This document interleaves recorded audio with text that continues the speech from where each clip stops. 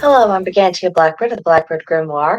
Welcome back to the daily forecast for Friday, October 18th, 2024. It is the 27th of Libra and the day of the vampire.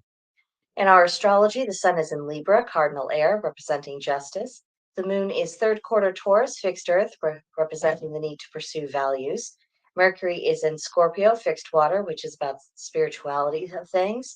Venus is in Sagittarius, mutable fire, representing generosity. Mars is in Cancer, cardinal water, which is seeking security.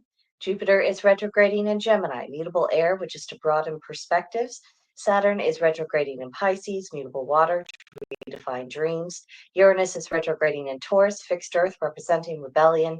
Neptune is retrograding in Pisces, mutable water, which is spiritual awakenings. And Pluto is in Capricorn, cardinal earth, representing reconstruction. For our retrograde reminders, for Jupiter, reconnect with your true path. For Saturn, reclaim your authority. For Uranus, reconsider how you rebel. For Neptune, reclaim your magic. And for Chiron, restore the heroic spirit. We are in a waning gibbous phase of the moon, so it's time for us to practice gratitude.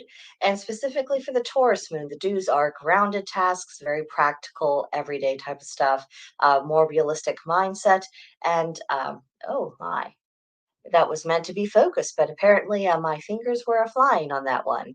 And then the don'ts for the Taurus moon are attempting to change anyone's mind about anything, the need to be in situations where you have to have very fast reactions, and anything that requires improvisation.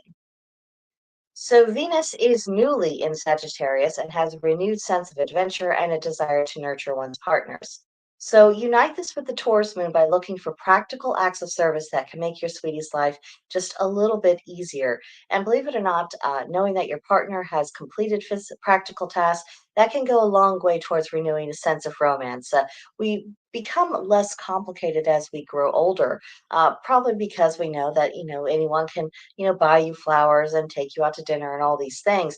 But someone who's willing to take out the garbage in a timely fashion, who took care of this other chore around the house that just needed to be done, and they took that off of your plate, so it's just finished.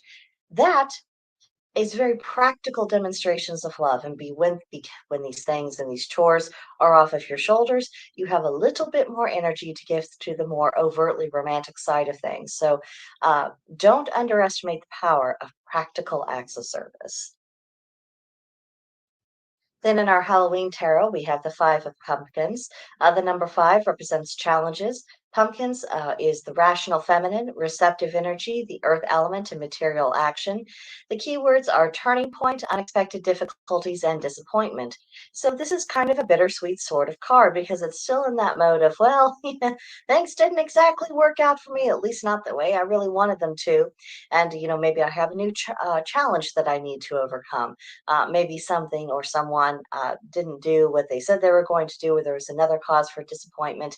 Not the funnest thing. We might feel like this child in the picture who's looking at that fallen bag of candy that, they're being led away from. There's any number of reasons why we might feel a bit cast down. However, because this card is also associated with turning points, as indicated by the stained glass window with all the pumpkins smiling and everything else, it does mean that it is time to start looking for the silver lining. It's time to look for the brighter side of things. It's time to see how, this situation, while not pleasant in and of itself, is leading us towards something better. It's opening up opportunities.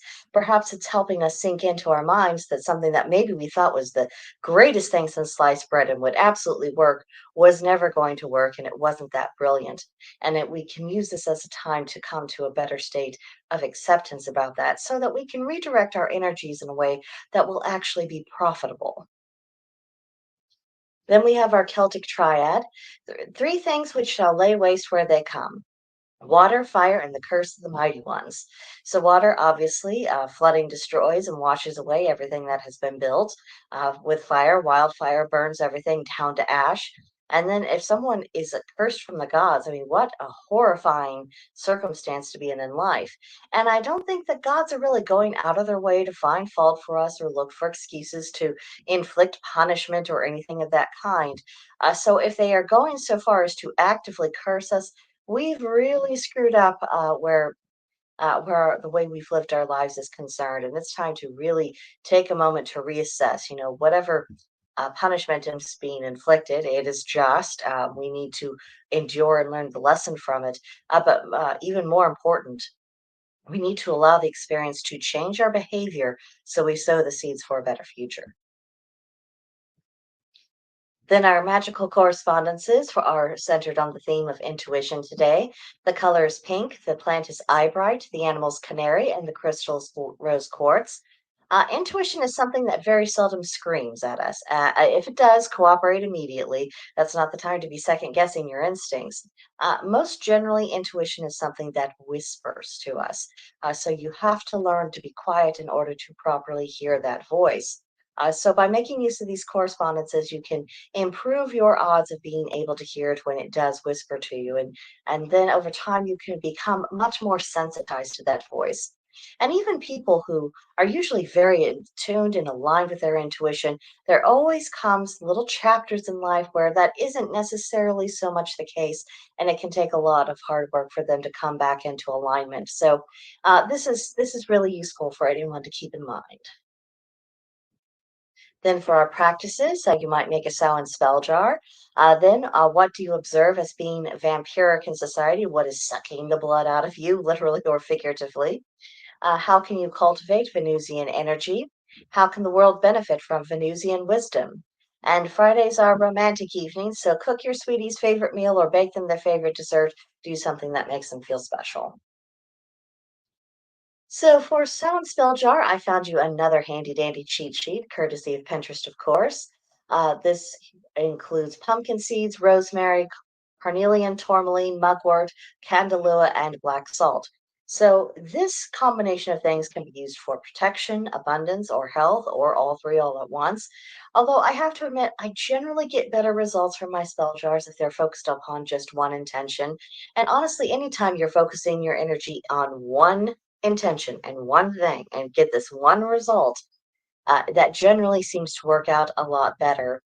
Making things complicated, focusing on too many things at once, it doesn't really get you the results that you want. And I remember once there was a witch who was telling me that when she released her energy in her spell work, that she just kind of visualized fireworks and the energy going in all different directions. And I always felt a bit disquieted by that description because it sounds like to me that it was essentially dissolving her intentions, that it had been too complicated, she put too many things into it, she wanted perhaps contradictory things, and so everything was fizzling out magical wise. And judging from the results that she got from that, that does seem to be exactly what did happen. So focus, have things go in one direction, have as strong of an intention to send your magic out there. That is usually a more assured pathway to success. Then for our journal prompt, in your opinion, when it comes to the genre of dark romance, who is the quintessential leading man? This might be an actor that you really admire their work because they convey this sort of thing. It might be a particular character, movies or books or TV shows or whatever else. So just who do you think that might be? Who is that in your opinion? And that is what I have for you today. Have a magical and delightfully spooky day. I will look forward to hearing what you all have to say in the comments, and I will see you in the next one. Bye for now.